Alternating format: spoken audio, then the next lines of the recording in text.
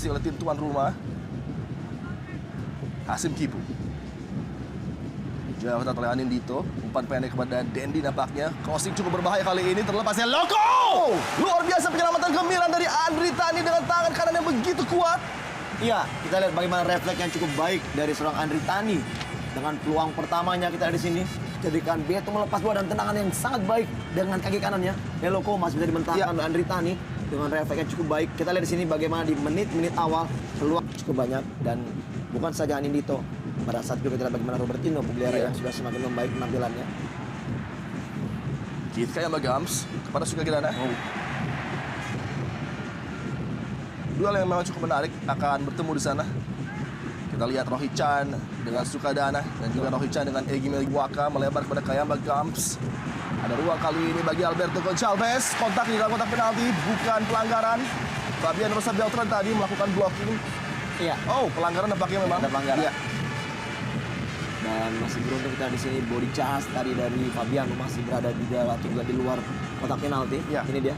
Ya, ada dorongan tangan di sana memang sehingga membuat Beto Gonçalves juga terjatuh. Walaupun yang tepat ya, betul. Wasit. Untuk kali ini saya katakan tepat walaupun memang Juga bersiap.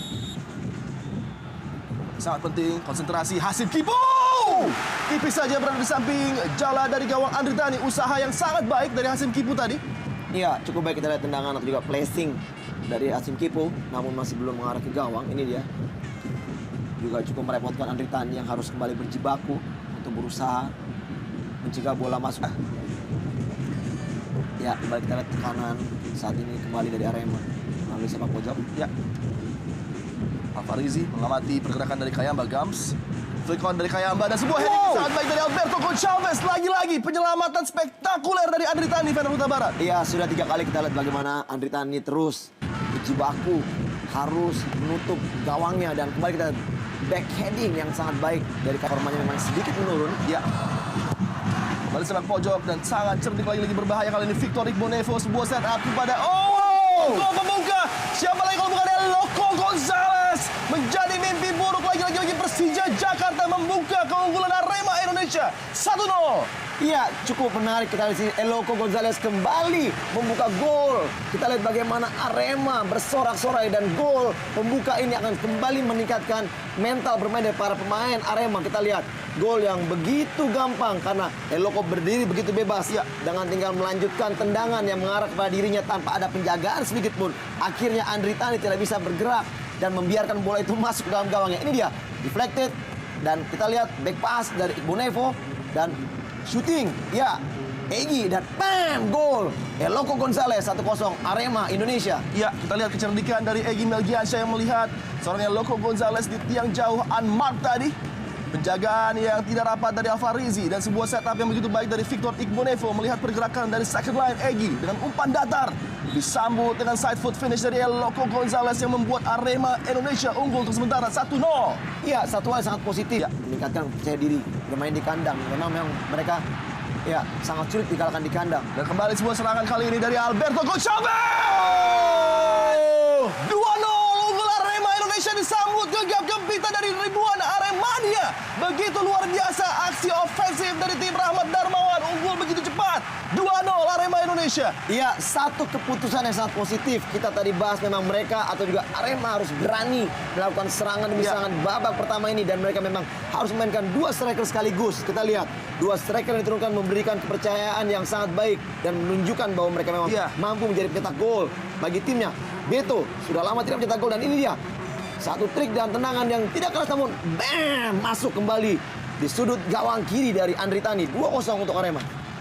Lebih memilih placing dengan akurasi yang luar biasa. Lagi dengan sentuhan kaki luar tadi.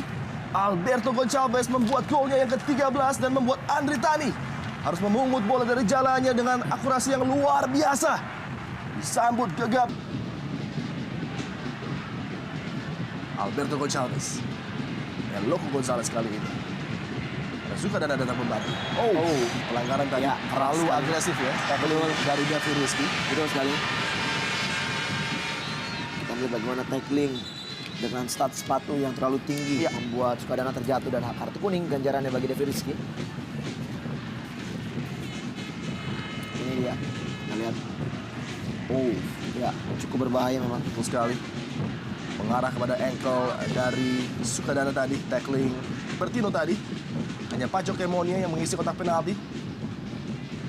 Oh, kembali kita lihat anak muda ini, Jeffrey Rizky. Ya, Sedikit kurang bisa mengontrol emosinya. betul. Dengan cara-cara juga yang kita lihat agak sedikit merugikan dirinya sebenarnya ya. Bola tidak terlalu berbahaya, melakukan Ya. pelanggaran seperti itu.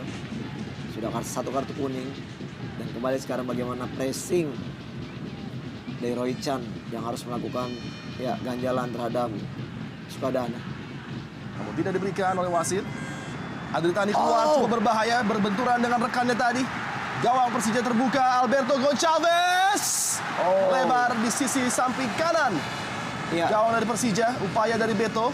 Kita lihat bagaimana maksud dari Andri Tani yang keluar begitu jauh, padahal di saat itu juga masih ada Roy Chan Iya. yang memang masih bisa mendapatkan bola untuk melakukan clearance. Ya, di sini bola memang lebih mengarah kepada Iya. Roy Chan yang bisa melakukan heading dari kepada Muranana, dan kita lihat Andri Tani satu keputusan menurut saya yang agak sedikit terburu-buru Iya. karena Jauh daripada dia tidak percaya dengan backnya yang melakukan beberapa kesalahan tadi, sehingga Adritani Ya. mengambil keputusan untuk mengamankan lini pertahanan Persija. walaupun begitu kita lihat tadi hanya satu penyerang dari Arema Ya. yaitu Beto yang melakukan tekanan dan bola memang Ya. mengarah kepada Roy Chan tadi. Memang ini menurut saya mungkin satu hal mungkin di atas daripada emosi dari Andri Tani yang Ya. terus mendapatkan gempuran-gempuran sehingga dia juga akhirnya ya mengambil keputusan untuk harus keluar Ya. untuk memotong bola tadi. Akhirnya kita lihat sangat satu kerugian di saat Roy Chan harus cedera Betul. dan tidak bisa melanjutkan pertandingan. Dan ini dia tayangan ulang apakah handball tadi. Kalau menurut saya handsball di sana jelas sekali karena tangan dari Kayamba Gams melakukan Iya. gerakan naik Ya, dan wasit dalam Betul. keadaan yang sangat baik. Ini jelas Betul. adalah harusnya sebuah penalti yang dihadiahkan kepada Persija karena ya, tangan naik aktif ke atas ya. Betul sekali. Kita di sini ada sentuhan tangan tadi dari Kit Kayamba Gams ya.